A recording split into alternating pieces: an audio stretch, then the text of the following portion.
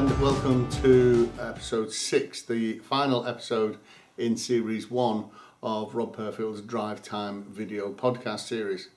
I guess the first thing I need to do is point out the fact that I'm not actually driving. You've probably spotted that.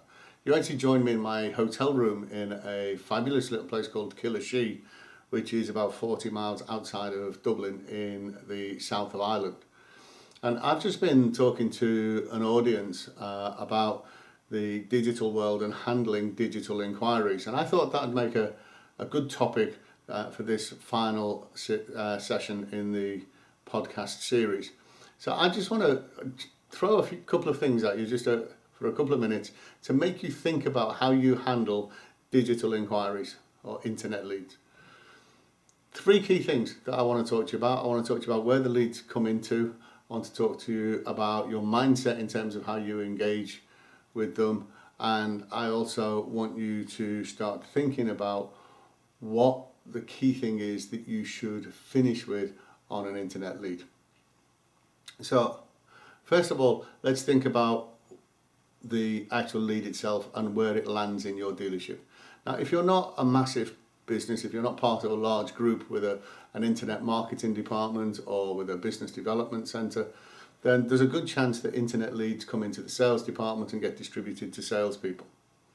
The challenge with this is salespeople are not always as enthusiastic or as passionate as they should be in terms of answering those internet leads.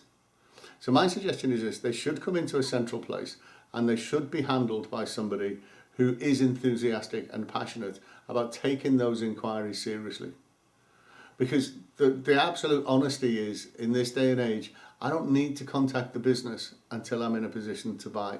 So the fact that I'm sending you an email probably means that I've been doing my research online, I've been looking at lots of different options, and you're one of the options that I'm considering. So the way you respond will have a massive impact on the decision that I would make as a customer.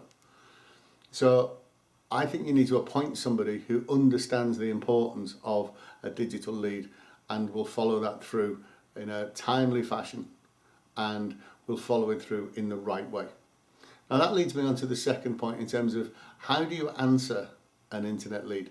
Because if you get a lead in that says, can you tell me how much A is, can you tell me what offers you've got on this, or I've seen such and such a used car on your website and I'm interested in it, or whatever. How do you actually respond to that? Now typically what happens is that people respond by just answering the question that the customer's asked and hope that the customer comes back. I want to make a suggestion to you. When you handle digital leads, I want you to think of it much more as a digital conversation. And by that, what I mean is that when you engage with the customer, think about it not so much as the customer writes to you and you write back. Think about it more like a telephone conversation, but in writing. So don't be too formal. Give the customer the information that they need. And if you like, the third and final point that I want to put onto this is always finish your email back to the customer with a question. Simple questions like, the offers that we've got on at the moment are X, Y, and Z. When were you thinking of changing in the next 2 or 3 months or later in the year? That's a nice assumptive question. When were you thinking of changing? And there's also an alternative close in there because you direct the customer in terms of next 2 or 3 months or later in the year. My guess is they'll respond and say no sooner than that, or no, I'm looking to change as soon as I get the right deal. If a customer comes on and has a specific interest in a car that they've seen on Auto Trader or on your website or somewhere, and says, I've seen this car, can you tell me some more information about it? Give them the information, and you can finish with that and say, this has been a really popular car. We've had a few inquiries. Can I ask you, when were you thinking of changing next 2 or 3 months or later in the year? Every time you finish an email, think of a question that you can put onto the end of that email. So that then prompts the customer to answer you back, so you get into a dialogue and then you can have that digital conversation.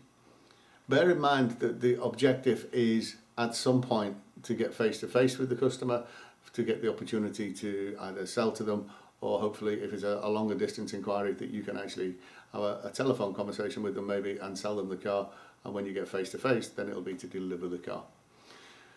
So digital inquiries, first of all, need to come into a central place and be handled by a person who takes them seriously and will respond very quickly and will respond in the appropriate way. Secondly, the response to a digital inquiry should be conversational. It should be engaging the customer in a dialogue.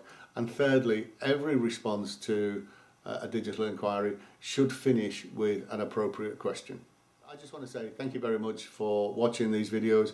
Thank you very much for the feedback. For those of you who give me feedback, I've really enjoyed that and some of the dialogue we've had from them. As ever, please feel free to drop a comment in the box below. Give me your feedback either on this one or any of the other videos you may have watched. And if you want to download any of my stuff, then www.robpurfield.com and you can get all the information that you need and my free reports and downloads from there. So thank you for watching. I've enjoyed doing this series for you, and I look forward to doing some more again in the future. So good luck and good selling.